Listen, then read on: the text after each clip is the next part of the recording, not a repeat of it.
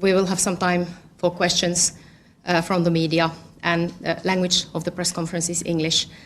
Now I would like to pass the floor to Minister Haavisto. Over to you. Thank you, and it has been really honor today to host my Portuguese colleague João Cravinho here in Helsinki, and we have of course excellent bilateral relations between two of our countries, and we are ready to intensify our bilateral political dialogue and economic cooperation also in the close future. We know that there is a growing interest in Finland in Portugal's highly educated experts. Our company Nokia, for example, has been investing into Portugal. We are also happy about our forestry cooperation and particularly looking the decarbonizing industries together with Portugal, how to develop the green economy. And today, of course, our discussion also focused very much to latest happening in Ukraine, the Russian aggression against Ukraine, which we condemn strongly, and we also expressed my appreciation to the role of the UN and United Nations Secretary General Guterres, who had played a very fundamental role in trying to find a peaceful solution to this conflict and stopping the aggression. And of course, today we also discussed not only our common policies in the European Union, but the latest issues here in Finland. As you know, Finland is preparing to send a NATO membership application in the coming days, and I had an opportunity to tell to my colleague about the process here in Finland, and we will actually very soon meet again, because Finland and Sweden has been invited tomorrow to Germany, to Berlin, to have a common dinner with the NATO foreign ministers, and of course Mr. Cravinho will be there as well, and we have the opportunity then to discuss those issues. With these words, I would like to pass the words to my colleague Cravinho. Thank you very much. Thank you, Minister Pekka Haavisto, for your words. Thank you for receiving me here in Helsinki at such an important and intense moment for Finnish foreign policy. Our bilateral relations are excellent. We've identified a number of areas of intensification of these relations. The fact that our recovery and resilience programs have certain commonalities is a good basis for cooperation in the areas of digital and decarbonization of our economies. And we have a good track record of the last few years of increasing our economic context, and we want to continue that, further it over the next few years. The important investment of Nokia in Portugal in the last few years has created about 2,500 jobs, highly qualified jobs, and we look forward to increasing that interaction with such an important and strategic company.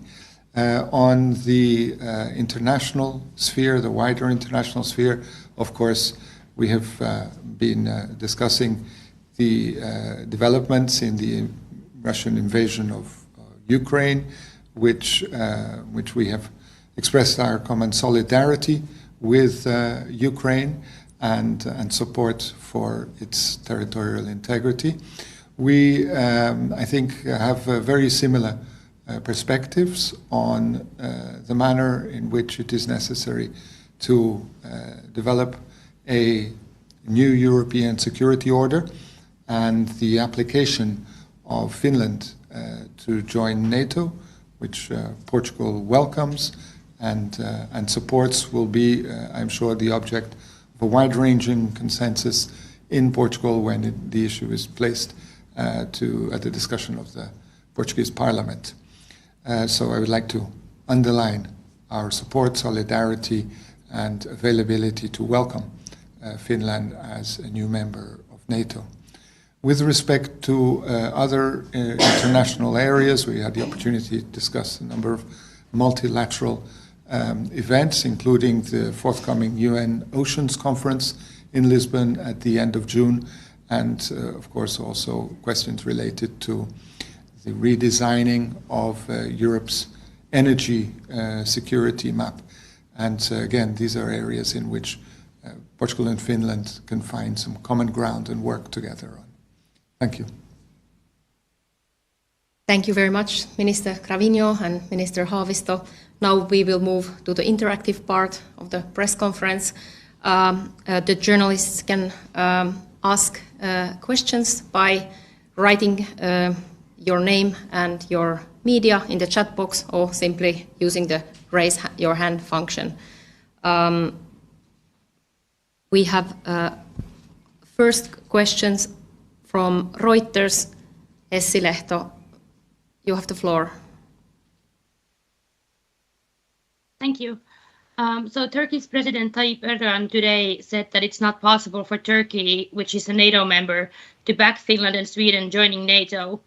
How will Finland respond to this, and how big of a risk to the application you see this to be? This from Minister Haavisto. And then for Minister Gravino, what do you think about Erdogan's comments today? Thank you. Thank you. Thank you for the question. And of course, first of all, we have not yet issued the application, but it's very likely to happen when our parliament has had its debate and possible voting on Monday, Tuesday. And then the process will start with the NATO. There is a certain negotiation process with the NATO authorities.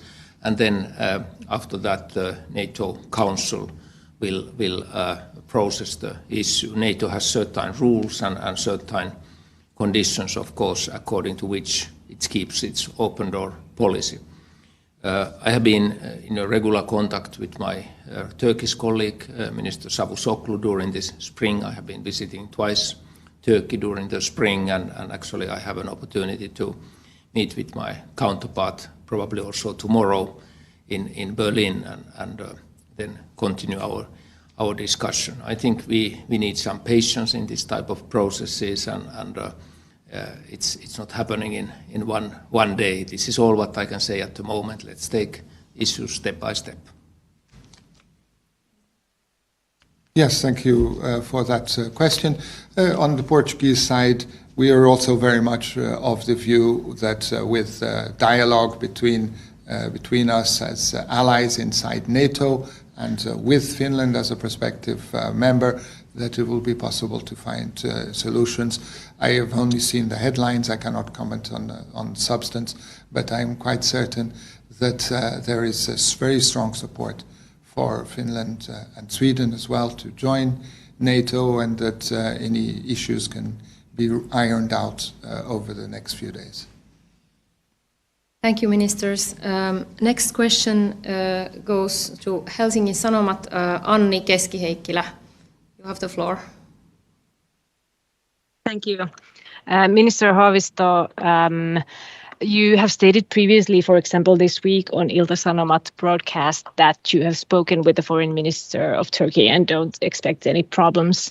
How surprised are you by Erdogan's statement today, and what do you think of these previous conversations now?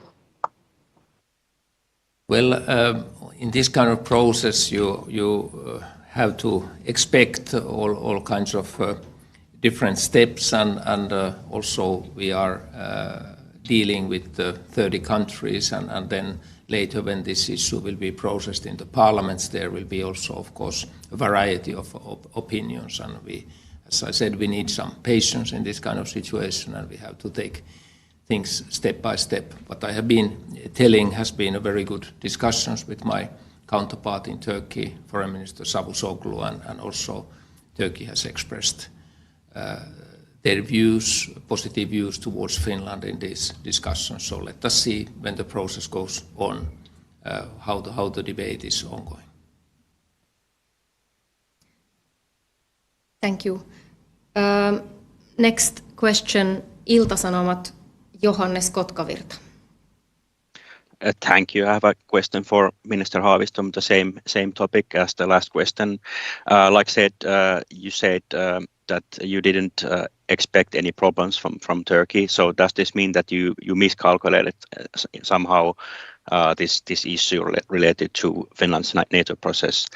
And also, did you expect this kind of comments from Turkey at this point? Thank you. Well, in this kind of process, like we have seen some of the comments coming, for example, from Croatia, we see a variety of approaches and variety of topics that countries want to underline in this kind of process, and of course, using also this opportunity to express their political views, and there is a variety of political views also among the NATO member states. So this should not be so surprising, but of course then the final question comes when the countries have to take official position to the application of Finland and Sweden. More than that is at the moment impossible to say. Next is Yle, Annina Luotonen. Still on same topic, Erdogan mentioned that he is not so happy with the way Sweden has dealt with the members of the Kurdistan Workers' Party. How do you comment on this? Well, I don't want to comment actually on issues related to Swedish-Turkish relationship. I'm sure that these countries have bilateral relations and they can deal those issues if there are issues between the countries, between these two countries. As I noticed, there are political viewpoints, political differences among the NATO countries also, and NATO is a defense alliance, and those NATO rules that are in force, according which NATO can take new member states, and those, of course, those rules have to be respected. Next question from Helsingin Sanomat, Anni Keski-Heikkilä. Thank you. If Turkey or other countries try to bargain with our NATO process to profit or gain something for themselves, what is your opinion on that? How do you react? Minister Haavisto. Okay. As I said, we have seen already situations where countries are taking up, when this process is discussed, something that is important for them. And some of these issues are particularly issues where, for example, Finland cannot influence. We understand that issues are taken up, but sometimes there are messages also to other NATO member states or other NATO countries. There is, of course, politics always around this kind of topics, and you have to be prepared for that, and with peaceful discussions and good contacts, most of the problems usually can be solved. Thank you, Minister. At the moment, I don't see any further questions. We still have a minute. There is still one last question from Reuters. Essi Lehto, please, floor is yours. And I think we have pretty much covered the Turkey issue, so if you have also other questions, they are welcome. No, sorry, still asking about the same thing. I wanted to ask if you see this as a risk of the membership application possibly not going through. Are you asking from Finland that? Yes. Minister Gravino, could you please specify? Minister Haavisto and Gravino as well, maybe. How do you view it?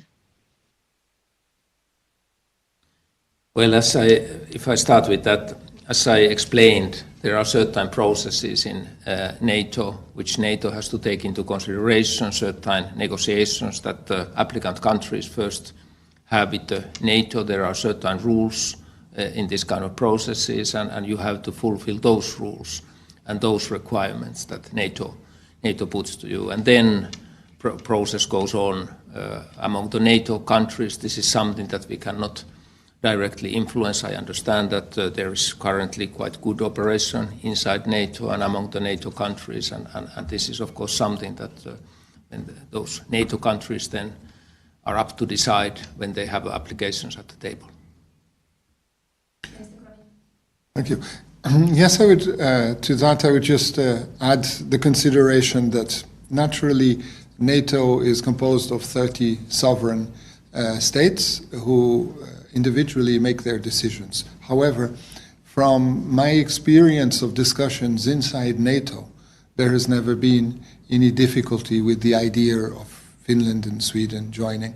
And so I am confident that this will be a process that will develop quite naturally and quite rapidly in the near future. And we have still one question from Helsingin Sanomat. We can still take this. Anni Keski-Heikkilä. Thank you. On the same issue, Turkey's Erdogan also accused the Scandinavian countries of being guest houses for terrorist organizations. Minister Haavisto, what do you think he means by this? Well, I don't want to get now too mixed with the Turkish politics. Of course, it's better that President Erdogan expresses these issues himself and so forth. Of course, regarding if you ask about Finland, we are very strict on all actions against the terrorist movements. We are part of the ISIS coalition and just have been participated in Marrakesh to ISIS coalition meeting and so forth. And I think we share the common fight against the terrorism globally, and we know that this is an important principle as well for the NATO countries.